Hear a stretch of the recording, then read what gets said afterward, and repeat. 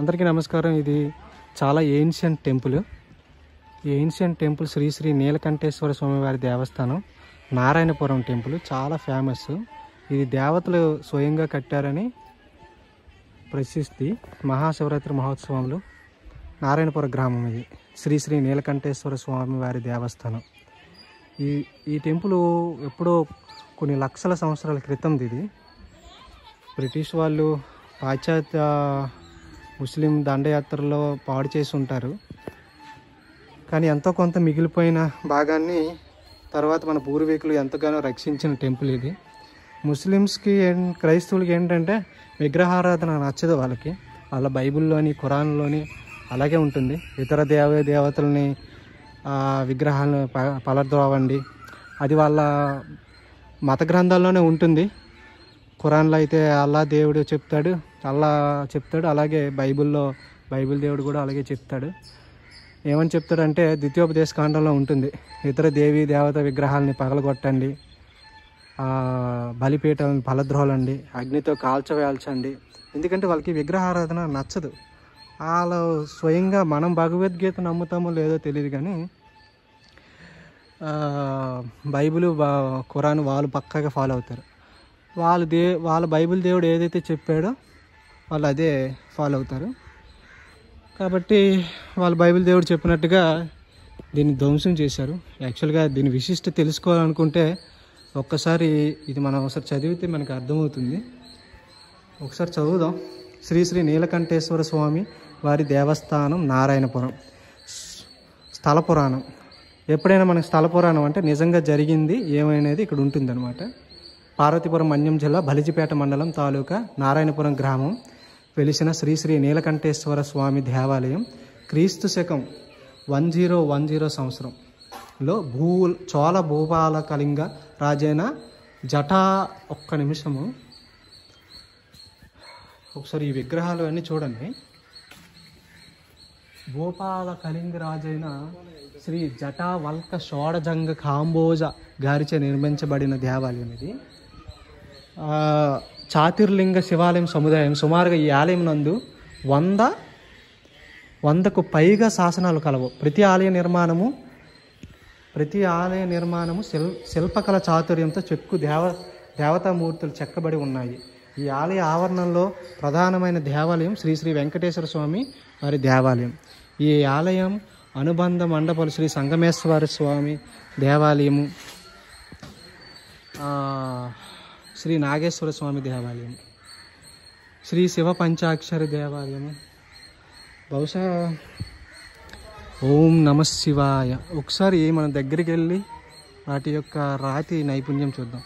ఎప్పుడైనా కూడా మన ఊరిలో ఉండేటువంటి సాధారణమైన టెంపుల్స్ని విజిట్ చేసే కంటే ఇలాంటి ఏన్షియంట్ టెంపుల్స్ని మనం విజిట్ చేస్తే ఇక్కడ ఉన్నటువంటి ఎలక్ట్రోమ్యాగ్నెటిక్ వేవ్స్, అంటే మన మొబైల్ ఏ విధంగా అయితే రీఛార్జ్ చేసుకుంటామో శరీరాన్ని కూడా మనం రీఛార్జ్ అవుతాం అన్నమాట.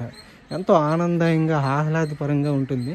ఒక్కొక్కసారి మనం ఇవన్నీ చూస్తే ఇక్కడ ఊరు వాళ్ళని అడిగితే చెప్తున్నారు, ఇది దేవతలు కట్టిందండి, స్వయంగా దేవతలు కట్టింది అని అంటున్నారు. ఎంతో అదృష్టం ఉంటే కానీ మనం ఇలాంటి టెంపుల్స్కి మనం విజిట్ చేయలేము. అయితే నిరంతరము ఒకే ఒక నిర్దిష్టమైనటువంటి సౌండ్తో ఓంకారం కానీ అలాంటి మంత్రాలు కానీ మనం జపిస్తూ గర్భగుడిలో మనం చెప్తూ ఉంటే అవి ఏమిటంటే, ఇప్పుడు చూడండి, energy neither be created not destroyed but it can be transform to one form to another, right?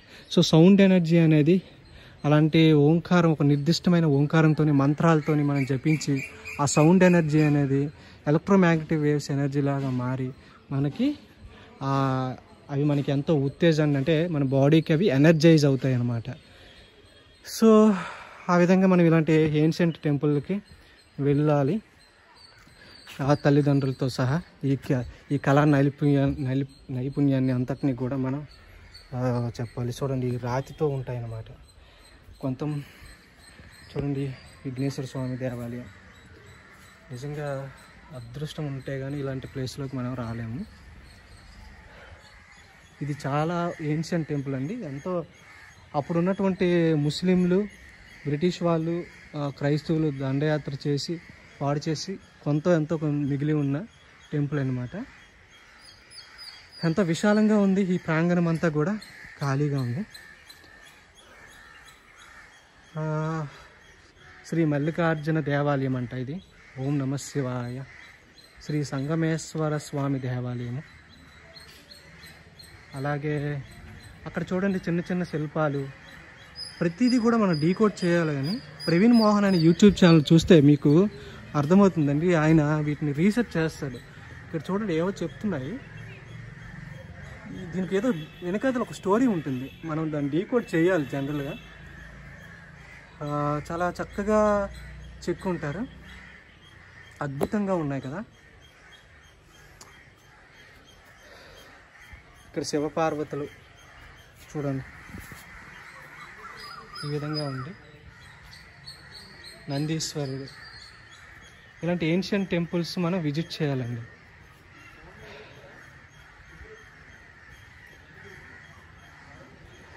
గర్భగుడిలో ధూపదీపలు వెలిగించడం వల్ల మూల విరాట్ పైభాగం శిథిలమయ్యే అవకాశం ఉన్నందున ఎండోమెంట్ వారి ఆదేశాల మేరకు నిషేధం జరిగింది.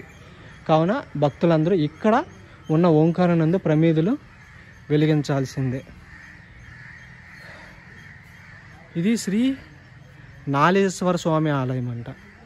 ఎంతో అద్భుతంగా ఉంది కదా. ఇది ఒక ఏన్షియంట్ టెంపుల్. 1100 సంవత్సరం ద్వారా చేశారు. అక్కడన్న శిల్ప ఒకసారి ఈయన ఏం చెప్తున్నారు కదా.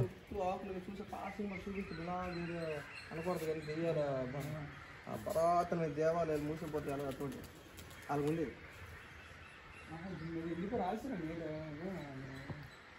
ఇవి శాసనాలు అందరు శాసనాలు కాదండి, పురావస్థకు వచ్చేసి దానికి నెంబర్లు వేసింది. అది కొన్ని పోయి పురావస్థకు వెళ్ళి నెంబర్లు వేసి తెలుసా. ఆ శిలలు పోయాయి కదా, దాని తగ్గట్టు మళ్ళీ చెక్కిసి పెట్టడానికి కోసం ఆ నెంబర్లు వేసింది కదా. ఏమైనా ఇదైతే రీప్లేస్ చేయడం తయారు చేయడం ఆ నెంబర్ దానికి ఎటువంటి ఉన్నాయని అక్కడ ఆ నెంబరింగ్లోనే ఎటువంటి విగ్రహాలు ఉన్నాయి. మీరు ఇక్కడ చూస్తే ప్రతి విగ్రహం కూడా రాతి విగ్రహంతో ఎంతో చక్కగా నైపుణ్యంతో చెక్కి ఉన్నాయి.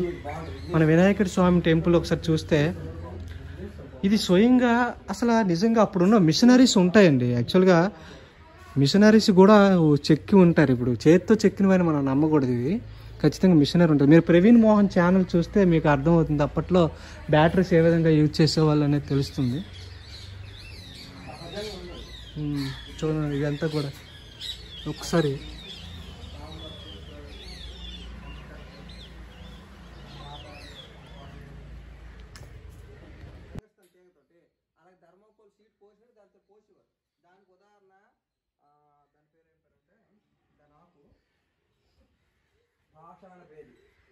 పాషాణ పేరు ఆ పాషాణ పేరు పసరు ఇప్పుడు కింద దాని రసం పోస్తే రాయి బాధలు అయిపోతుంది. అది అలాగా చెక్కి వస్తుంది. ఓం నమ శివాయ. పండు తెలుగులో పండు పిండాకు.